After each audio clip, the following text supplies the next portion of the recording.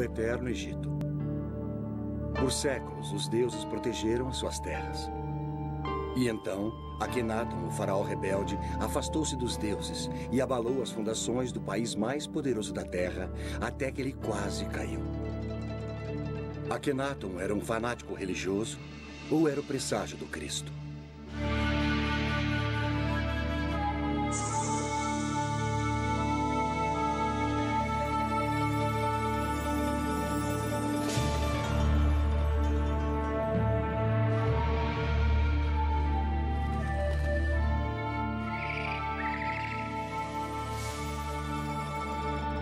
Os grandes egípcios.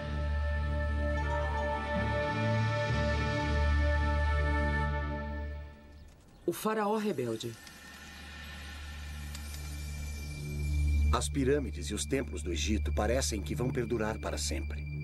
Mas existem alguns monumentos que desapareceram praticamente quando foram construídos.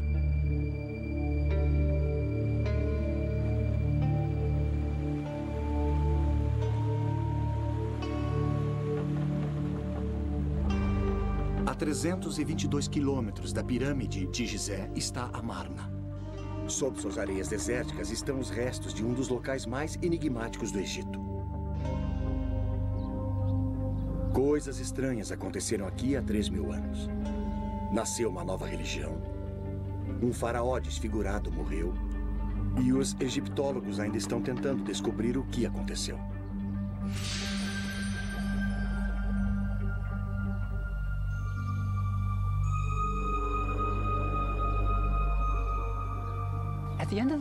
No final do século passado, Sir Flinders Petrie, o fundador da egiptologia moderna, descobriu uma grande cidade perdida no deserto.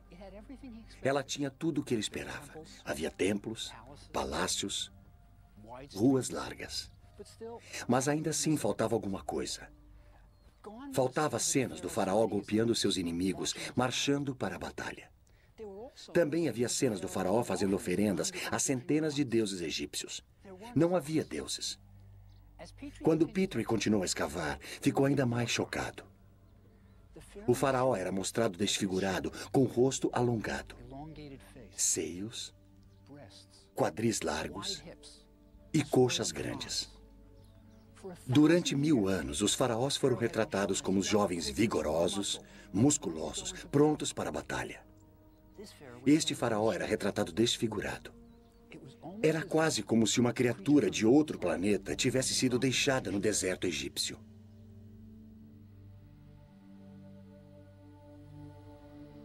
Então, o que aconteceu cerca de 1.300 anos antes do nascimento de Cristo?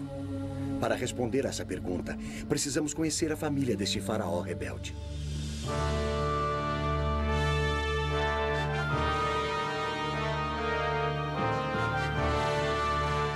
Era a época mais gloriosa do Egito.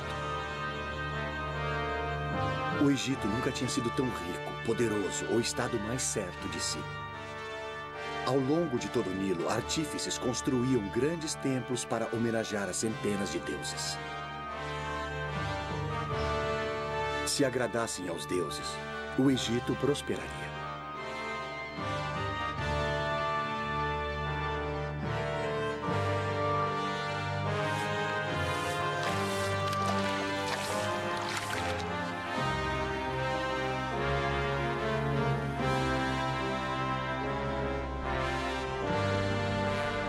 O pai de Akhenaton, o faraó Amenhotep III, vivia no grande centro religioso de Tebas, cidade do deus Amon, cujos silos de topo arredondado estavam cheios de grãos, óleo, linho e vinho, necessários para pagar as centenas de sacerdotes que serviam os deuses.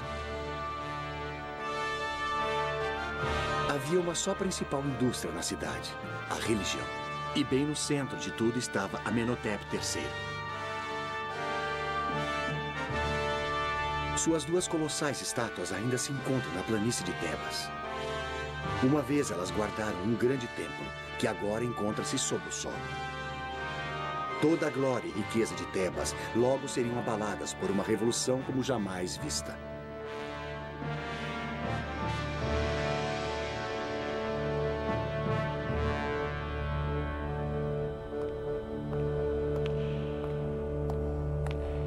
Amenhotep III comandava as coisas durante os anos de glória do Egito.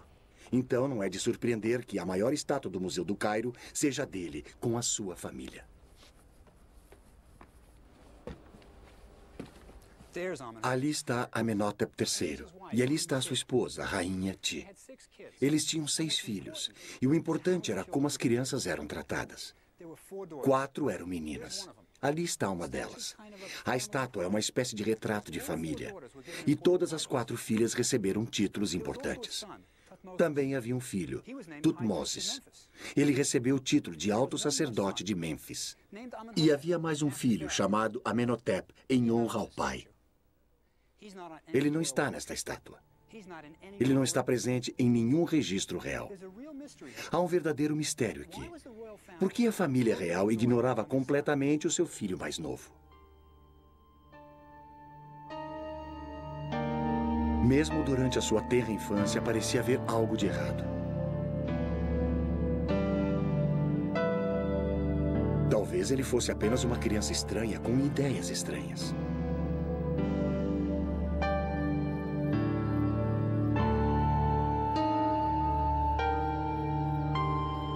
Enquanto seu irmão e irmãs recebiam títulos e honras, não havia nada para o jovem Amenhotep.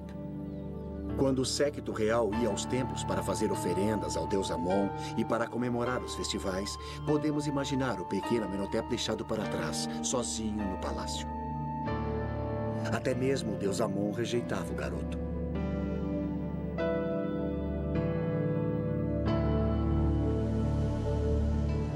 Então, o jovem príncipe foi excluído das cerimônias nos templos, onde seu irmão e suas irmãs faziam oferendas aos deuses.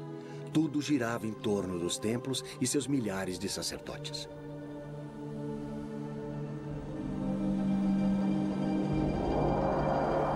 Os faraós orgulhosamente inscreviam nas paredes dos templos a quantidade de ouro, prata, gado e terras que davam para os deuses. Em um ano apenas, um faraó deu ao templo 51 quilos de ouro, 907 quilos de prata, 2.268 quilos de cobre, 25 mil jarras de vinho, incontáveis filões de pão, 300 medidas de linho fino e 12 mil acres de terras.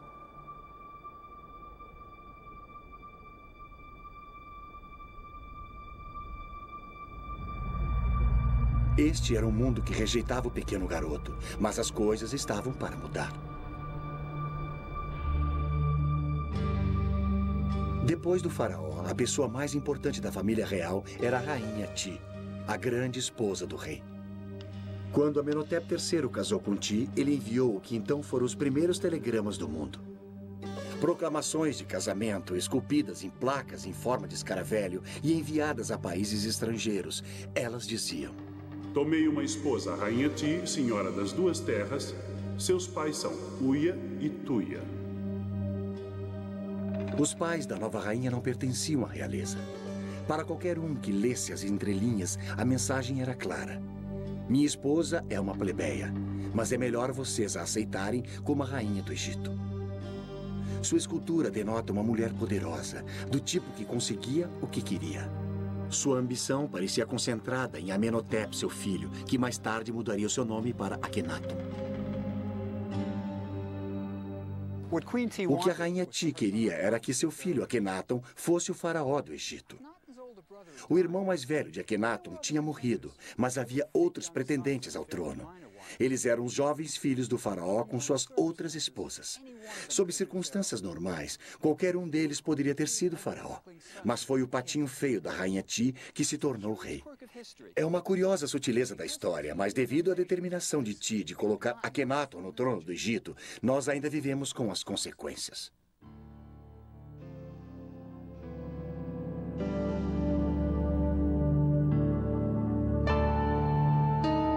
A múmia de Amenhotep III nos dá uma pista de como seu filho Akhenaton se tornou faraó. A múmia revela um homem velho, gordo e careca, com péssima saúde. Os dentes do faraó podem ter sido a causa do período mais estranho de toda a história egípcia. Eles estão em péssimas condições. Amenhotep III pode ter vivido com tamanha dor nos últimos anos de sua vida que pode ter sido difícil ele executar os seus deveres de faraó. Tanto os plebeus como os reis eram vítimas de sua dieta.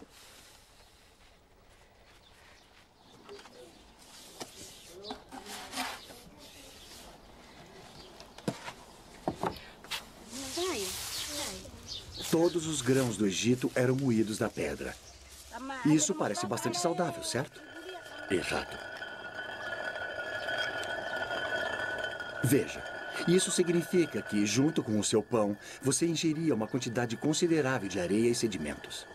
Passar anos comendo pão egípcio moía os dentes, expondo as suas raízes à deterioração. Por mais habilidosos que os médicos egípcios fossem, eles não eram dentistas.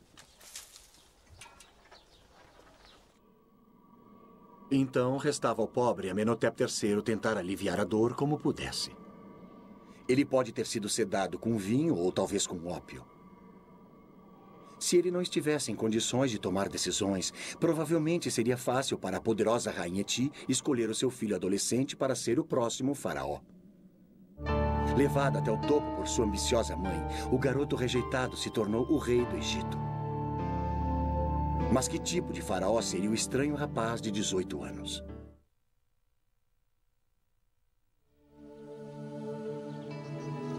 O nível de singularidade do novo faraó ficou claro nos primeiros anos do reinado de Akhenaton, quando ele começou a construir o seu próprio templo em Karnak, o centro religioso de Tebas. Karnak, na verdade, é um labirinto de templos que ocupa mais de 100 acres. Construída no período de 2000 anos, cada faraó incluiu os seus próprios monumentos para cair nas boas graças dos deuses. Quando Akhenaton fez a sua contribuição, o povo do Egito soube que algo muito estranho tinha acontecido. Ele criou um estilo artístico completamente novo e esquisito. O faraó era retratado com longos dedos dos pés, quadris largos, dedos das mãos extremamente longos, seios e um rosto alongado. Nada parecido com isso já tinha sido visto num templo egípcio. Mas a esquisitice não terminava aí. Bem à frente do templo estavam duas estátuas colossais do faraó, que acentuavam as suas estranhas características ainda mais. Mas isso não era tudo. O templo estava coberto de cenas do Aten, o disco do sol. Com seus raios brilhando para baixo, terminando em mãos segurando Ankhs, o hieróglifo que significava vida. Amon e os outros deuses do Egito tinham desaparecido, substituídos pelo disco solar. O povo deve ter imaginado: onde estão os outros deuses? Eles logo saberiam. Akhenaton tinha declarado, pela primeira vez na história registrada, que havia apenas um Deus. Ele tinha virado 2000 anos de religião egípcia de pernas para o ar.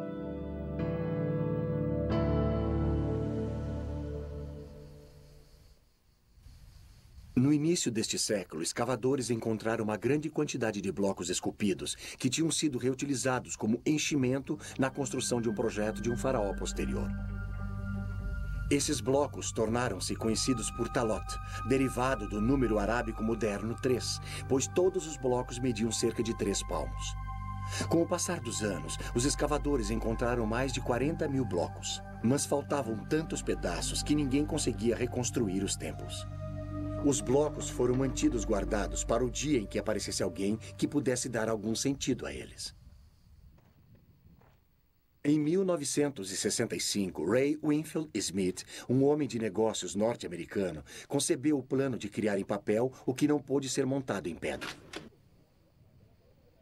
0127, 14606. Sua ideia era fotografar todo e cada bloco, mesmo aqueles que foram parar nas coleções particulares e nos museus em todo o mundo. As fotografias se tornaram peças de um quebra-cabeças gigante. E com a ajuda de um computador, a equipe de Smith reconstruiu os templos no papel. Primeiro, eles numeraram cada bloco. Depois, o número e a descrição de cada bloco foi colocado no computador. Em 1965, isso era altíssima tecnologia. Se um pedaço tivesse a cabeça de um faraó, olhando para a esquerda e terminando no pescoço, o computador procurava pelos blocos que tivessem o corpo de um rei que começasse no pescoço. Quando o computador encontrou os blocos que eram possíveis combinações, Smith pegava as fotografias e as juntava para ver se encaixavam. Quando faltava um bloco, um artista completava a cena que faltava. O projeto continuou por 6 anos. A reconstrução feita pelo computador ajudou os egiptólogos a descobrirem o que estava acontecendo. O garoto que fora posto de lado agora estava no comando. Como faraó, Akhenaton não podia mais ser excluído dos festivais religiosos. E havia muitos deles. Durante o festival de Opet, as estátuas dos 3 principais deuses de Tebas, Amon, Mut e Hansu, eram carregadas do templo de Karnak até o templo de Luxor. A ocasião requeria muitos dias de danças, cantoria e festas. Eu frequentemente imagino por que Akhenaton mudou tudo. Ele era o rei do Egito, por que balançar o barco? Mas se estivermos certos a respeito dele ser uma criança rejeitada, isso explicaria tudo. Ele era como a Cinderela. Quando seu irmão e irmãs iam aos festivais religiosos, ele era deixado em casa. E vejam o que ele estava perdendo. O maior espetáculo da Terra.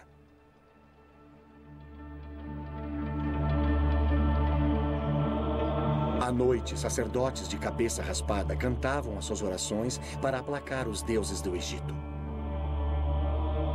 Eu sou o pai dos pais, a mãe das mães e o touro dos 7 seres celestiais. Eu abro a minha boca para falar em meio ao silêncio.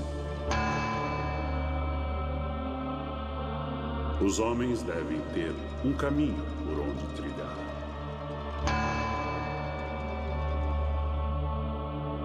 Estas eram cerimônias maravilhosas, e o jovem Akhenaton as estava perdendo.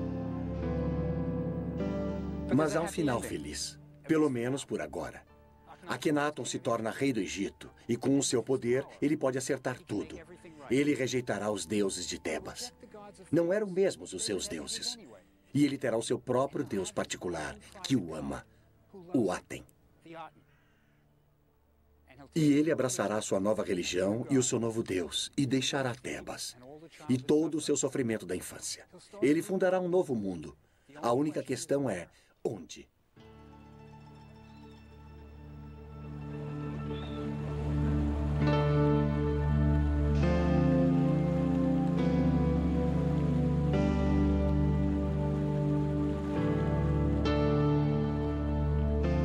A resposta para a pergunta sobre o local onde Akhenaton deve começar a sua nova vida veio no 5º ano de seu reinado e do próprio Aten.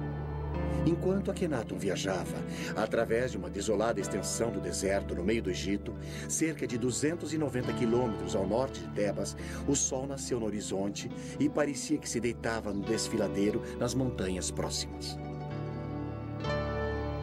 O hieróglifo, que significa horizonte, era o sol se deitando no desfiladeiro de uma montanha. O horizonte significava o início e o fim. Este era o sinal de que Akhenaton precisava para construir o seu campo dos sonhos.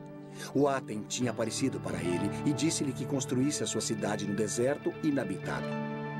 Ele a chamou de Akhenaton, o horizonte do Aten. Akhenaton mandou esculpir marcadores de fronteira à volta de sua cidade, relatando sua visão mística. Sua Majestade apareceu em sua grande biga de Electra, como o Aten, quando se eleva no horizonte. Foi o Aten, meu pai, que me disse para construir a cidade. Nenhum burocrata jamais me aconselhou a construir nesse local deserto. Depois de ter recebido a revelação para construir a sua cidade, Akhenaton liderou um pequeno grupo de seus seguidores saindo de Tebas e indo para a árida região desértica que o Aten tinha escolhido, um lugar agora chamado de Amarna. Akhenaton era líder de uma seita e esta seria a sua comuna. Num dos marcadores de fronteira, ele reuniu os fiéis e, enquanto observava as desoladas planícies onde seria construída a nova cidade, ele realizou um culto de adoração. Akhenaton não estava mais sozinho. Agora ele estava casado com Nefertiti, uma das mulheres mais lindas da história. Agora ele tinha sua própria família, 2 filhas e mais 4 por vir. O garoto rejeitado tinha percorrido um longo caminho. Devia haver uma incrível sensação de emoção na nova cidade. Eles eram pioneiros numa admirável nova religião e o faraó era o seu líder. Uma sensação como essa só ocorreria novamente na era cristã. Era uma virada na história do mundo. E Akhenaton era o pivô dessa história. Mas o resto do Egito aceitaria a nova religião do faraó?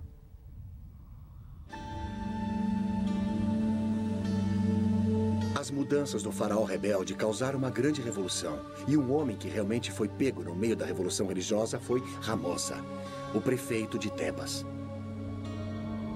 Ramosa tinha completado 2 paredes de sua tumba, retratando a ele, sua linda esposa e a família, no velho estilo tradicional. Todos estavam perfeitos, com cada mecha em seu devido lugar, da maneira que eles queriam por toda a eternidade. E então Akhenaton mudou tudo.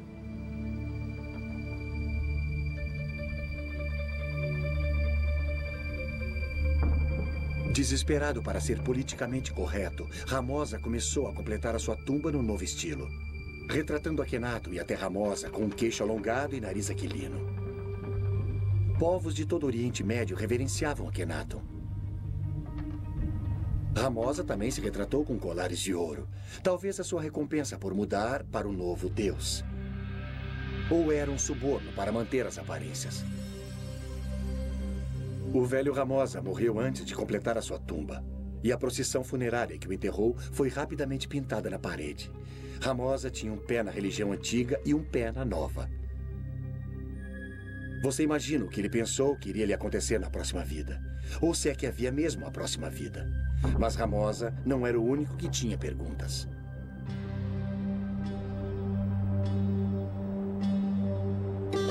A mesma pergunta estava sendo feita pelos sacerdotes. O que será de nós? Se existe apenas um deus, o Aten, o que acontecerá aos grandiosos templos de Amon em Tebas? Se o faraó não acredita mais nos deuses, o que acontecerá aos milhares de sacerdotes? O poderoso clero de Tebas estava enfurecido com Akhenaton.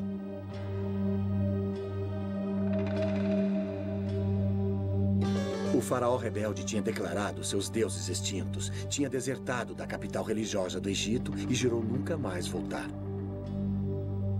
As oferendas reais aos templos tinham se acabado. Não haveria mais doações aos templos dos prisioneiros capturados nas guerras. Os recursos do Egito estavam se esvaindo das cidades instituídas e indo para o deserto para construir a nova cidade do faraó. Mas não eram apenas os sacerdotes que sofriam por causa da nova religião.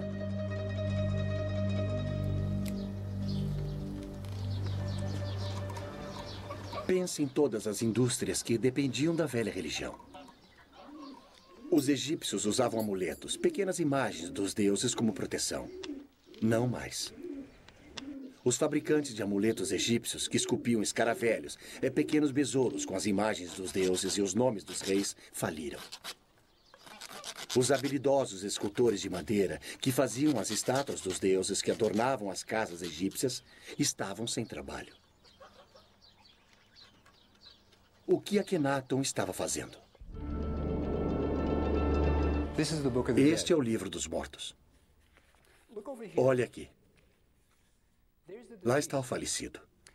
Você pode ver o que ele está segurando na mão? É o seu coração.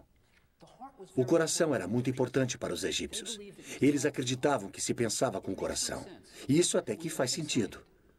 Quando você fica emocionado, é o seu coração que bate rápido, não o seu cérebro. É por isso que no Dia dos Namorados você dá corações de chocolate e não cérebros de chocolate. E olha aqui. Estes 4 deuses, eles estão protegendo os órgãos internos do falecido. Veja, os egípcios eram ressurrecionistas. Eles acreditavam que o seu corpo literalmente se levantaria e funcionaria novamente na próxima vida. Então, você tinha de ter um corpo completo, incluindo seus órgãos internos. E a viagem até o próximo mundo? Ela seria feita de barco. Agora, se você olhar aqui no final do Livro dos Mortos, ele até vem com remos mágicos para a viagem. De certo modo, este é o mapa para ir ao próximo mundo. Mas Akhenaton estava jogando fora todos os mapas velhos. Ele estava escrevendo o seu próprio mapa.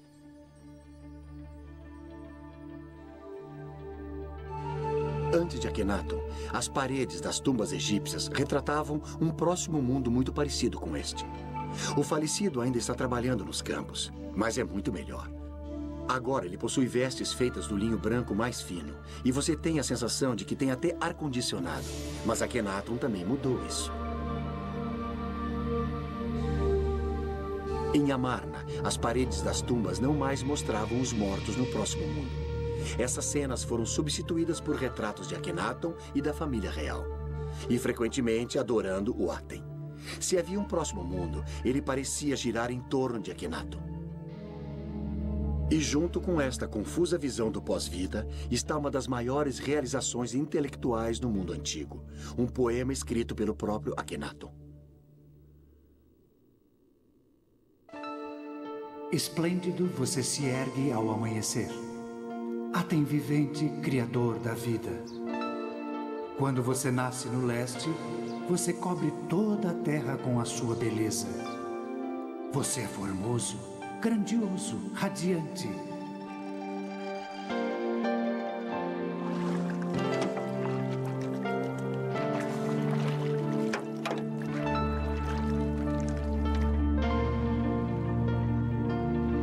Quando você se põe no oeste, a terra fica na escuridão, como na morte.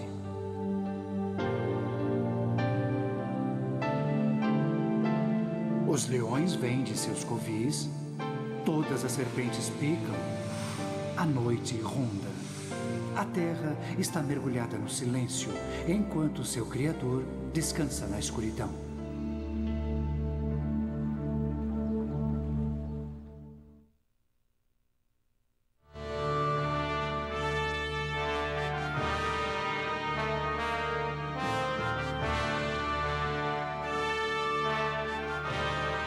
A religião não foi a única coisa que Akhenaton mudou. 1000 anos de arte foram jogados fora. Antes de Akhenaton, a arte egípcia mal tinha mudado com o passar dos séculos. Nós estamos acostumados com mudanças de estilo artístico quase todo ano. No Egito, a arte era para a eternidade. As mudanças eram para ser evitadas. A estátua de um faraó de 2500 anos antes de Cristo não é radicalmente diferente de uma estátua feita 2000 anos depois.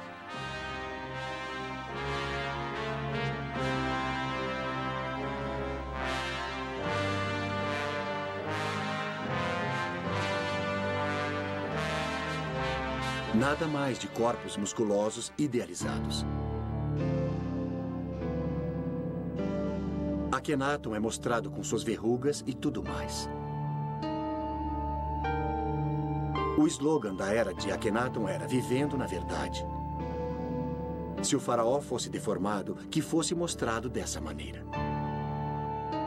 Nem mesmo a linda Nefertiti estava isenta da nova política da verdade na arte. O famoso busto de Nefertiti é um símbolo de beleza em todo o mundo. Mas enquanto amadurecida, até ela foi retratada com uma má postura e um corpo envelhecido.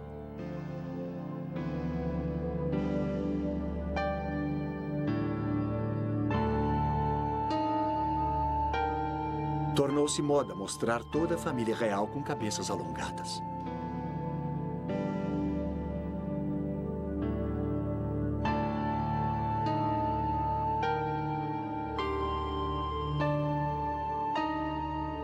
A nova arte não era libertadora apenas para Akhenaton, mas dava aos artistas de Amarna uma nova liberdade.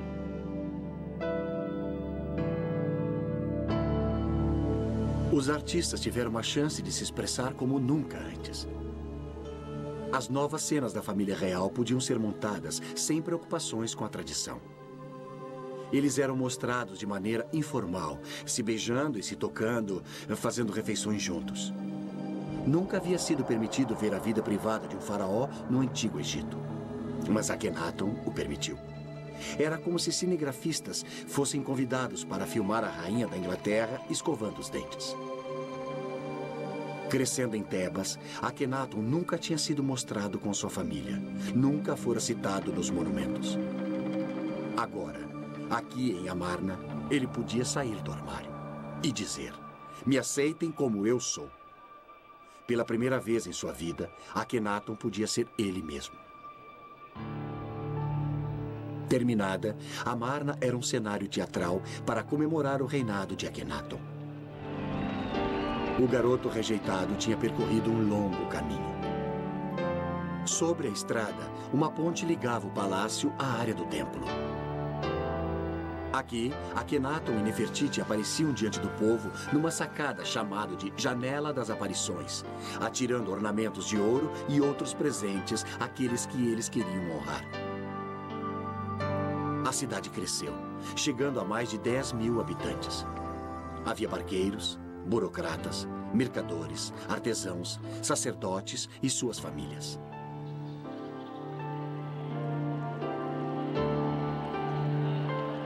Eles deviam estar incrivelmente animados com as suas novas vidas, novas casas, novos inícios. Era como a Era de Aquário. Akhenaton estava tentando criar uma utopia, mas nem todos estavam felizes. O faraó divertia-se no calor do sol, mas alguns enviados estrangeiros que foram à sua corte voltaram para casa com queimaduras causadas pelo sol.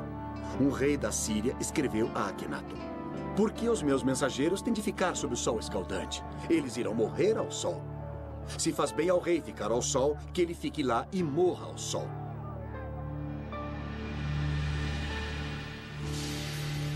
Eles eram como os adoradores do sol californianos. Eu sempre penso na corte de Akhenaton com um bronzeado permanente.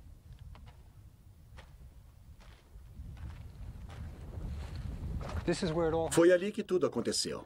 Akhenaton realmente andou por esta rua, e um de seus seguidores viveu nesta casa. Akhenaton provavelmente o recompensou com presentes de ouro. Ele queria que seus seguidores ficassem felizes. Veja, Akhenaton era como um filho de hippies dos anos 60. Ele queria que todos fossem felizes, que tudo fosse lindo, que todos amassem uns aos outros. Infelizmente, o mundo não funciona assim. Akhenaton tinha ficado isolado por tempo demais. Ele não entendia as pessoas. Ele tinha criado uma religião linda e idealista, muito adiante de seu tempo. Mas o povo simplesmente não entendeu. Eles estavam acostumados aos deuses que podiam ver, esculpidos da rocha. Deuses com lindos corpos de homens e mulheres e cabeças de animais.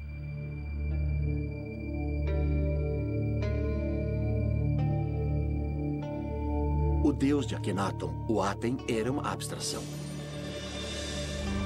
Era o princípio básico do universo, luz. Os súditos de Akhenaton simplesmente não conseguiam entender isso. Este não era um deus com o qual podiam contar na hora da necessidade. Além disso, havia um elitismo em relação à nova religião que deve ter confundido os supostos adoradores do disco. O Aten nunca lançava seus raios sobre eles, somente na família real. O Aten era o deus pessoal de Akhenaton, dando ao rei desenfreados amor e amparo. Talvez ele tenha substituído o pai que o tinha empurrado para um segundo plano. Eram Akhenaton e a sua família que adoravam o Aten. Todos os outros tinham de se contentar com a luz refletida de Akhenaton. É quase como que se a nova religião viesse em dois tamanhos, plebeu e king size. Nesta cidade sagrada no deserto, Akhenaton foi tirado do sofrimento que tinha experimentado na sua infância em Tebas. Mas ele também foi tirado da realidade. Havia problemas no paraíso. O Egito estava morrendo. Por mais de 10 anos, Akhenaton tinha vivido na sua amada Amarna, com seus pensamentos voltados para a religião e para o seu deus pessoal, o Aten. Mas ninguém ficou cuidando da loja. Era como se o presidente dos Estados Unidos tivesse mudado a sede do Congresso para o Wyoming e começasse a escrever poesias. O exército do Egito, que um dia fora grandioso, tinha enfraquecido. Os países estrangeiros não mais mandavam tributos. Dos remotos postos avançados na Síria e no Líbano, os embaixadores estrangeiros do Egito escreveram ao rei dizendo que não mais eram respeitados. Cartas escritas por um de seus príncipes leais, Reboti, falam da falta de respeito por Akhenaton e pelo próprio Reboti. Escrevendo de sua posição fortificada, ele pleiteou: Eles conspiram entre eles. E assim sendo, receio não haver quem possa me resgatar de suas mãos. Como um pássaro preso na rede, eu me encontro. É preciso lembrar como Reboti estava isolado. Para os soldados egípcios chegarem a ele, teriam de marchar através de Gaza, Canaã, até o Vale de Becar, na Síria, e depois para o norte. Este sempre era um território hostil.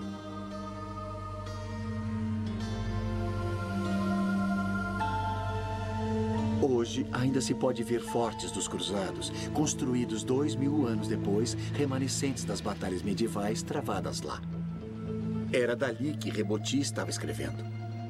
Se o exército egípcio não o salvasse, ninguém o salvaria.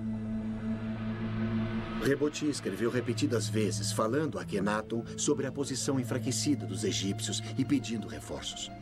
Sua última carta não foi respondida. A dominação egípcia sobre o Oriente Próximo tinha lhe escapado, e Akhenaton parecia não saber ou não se importar.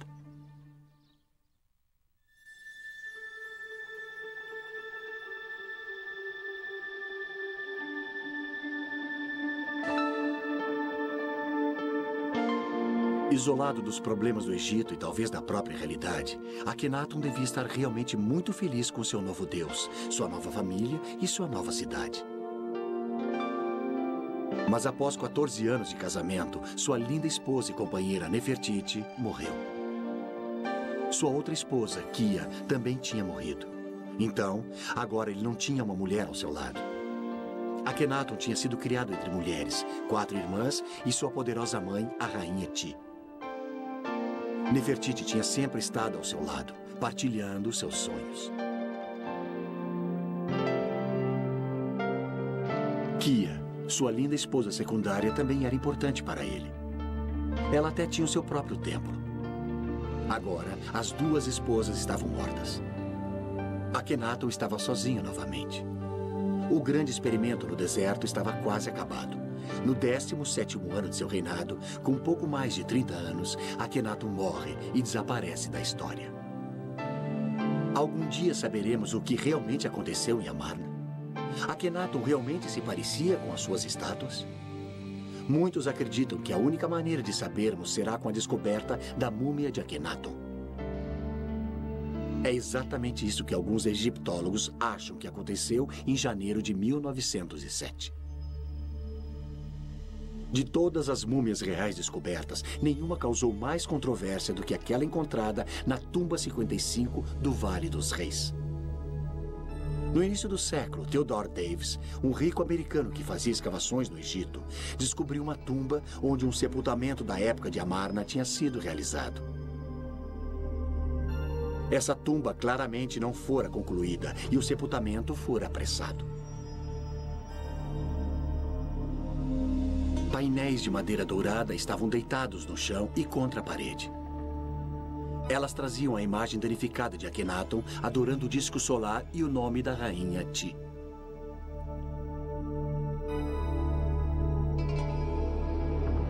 Em um nicho estavam 4 lindos potes de alabastro que guardavam os órgãos internos da múmia.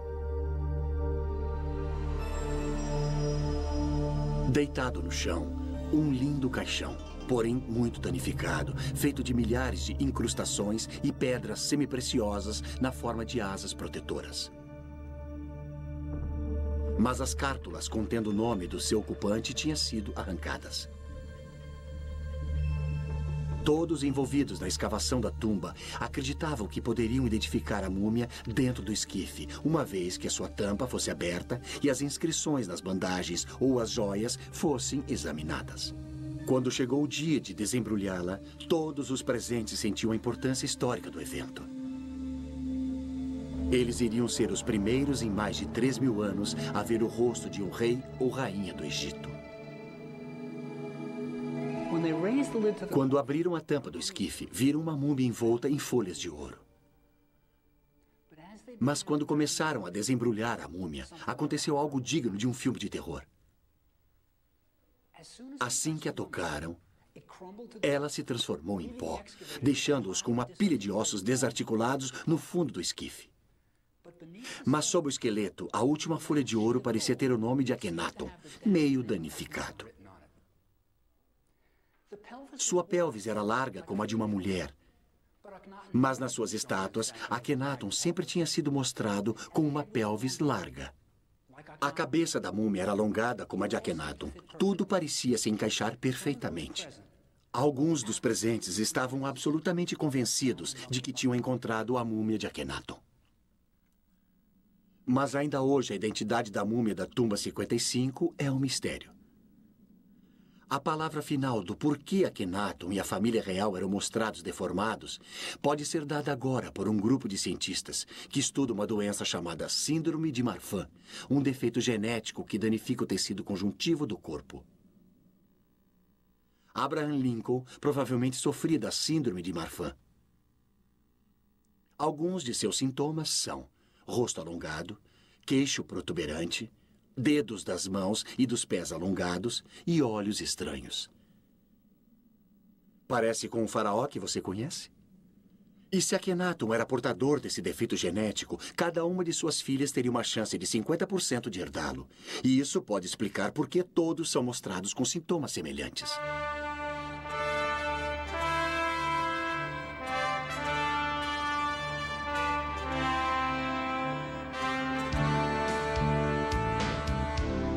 Fiquei extasiado ao descobrir que na minha própria cidade estavam realizando pesquisas sobre a síndrome de Marfan no New York Hospital.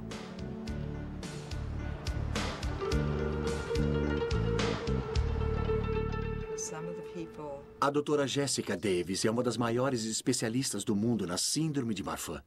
Aqui está o nosso paciente. Eu sei, eu reconheço o seu perfil. E ali estão as características que sugerem que era portador da síndrome. E se esse cara entrasse no seu consultório?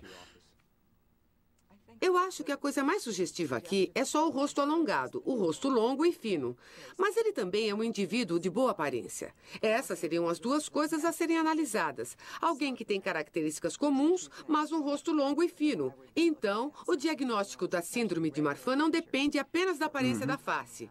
Porém, eu acho muito importante dizer que as pessoas que realmente têm a síndrome de Marfan têm características faciais normais. No entanto, elas têm uma aparência gótica e mais clássica. Agora, as mãos alongadas eram típicas da arte desse período. E deixa eu mostrar uma coisa que é um grande exagero. Agora, essa é uma mão que não parece nada natural. O jeito que o dedo fica. Esses dedos excessivamente longos são característicos da síndrome ou... Esse dedo muito fino certamente poderia sugerir que há uma disfunção nos tecidos conectivos, como estes dedos muito longos.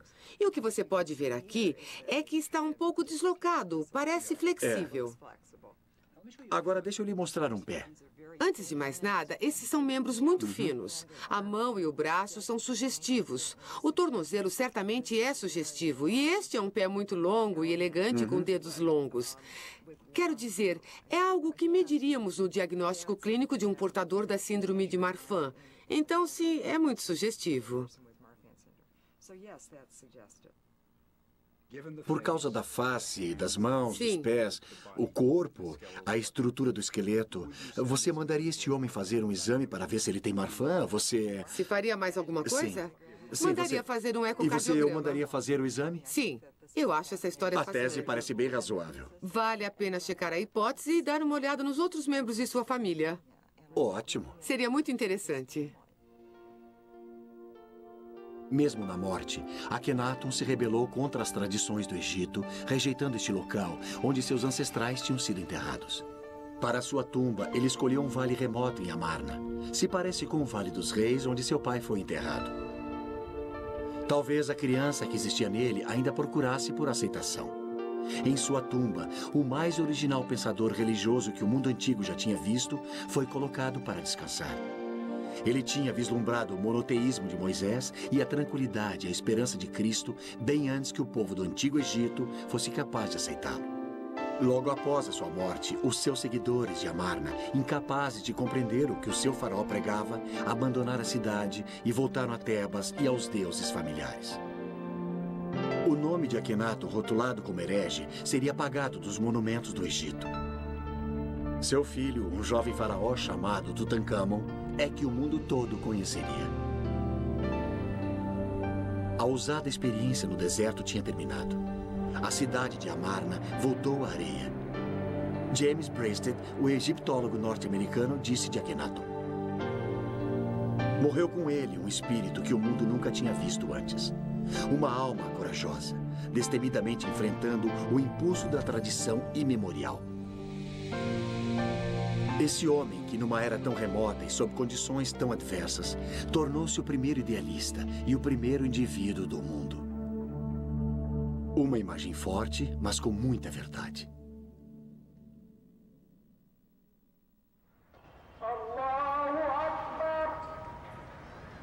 Há 3.000 anos, Akhenaton, o faraó rebelde, insultou os habitantes do Vale do Nilo, pregando a existência de um único Deus. Mas menos de 100 anos após a morte de Akhenaton, Moisés pregaria um só Deus, o monoteísmo, nas margens do Nilo aos israelitas. Hoje, milhares de egípcios ouvem os muezins e mesquitas afirmarem que existe um Deus apenas, e Alá é o seu nome. A ideia de um Deus único, uma vez a crença radical de um herege isolado, agora é adotada por muçulmanos, cristãos e judeus em todo o mundo. A visão de Akhenaton continua a viver.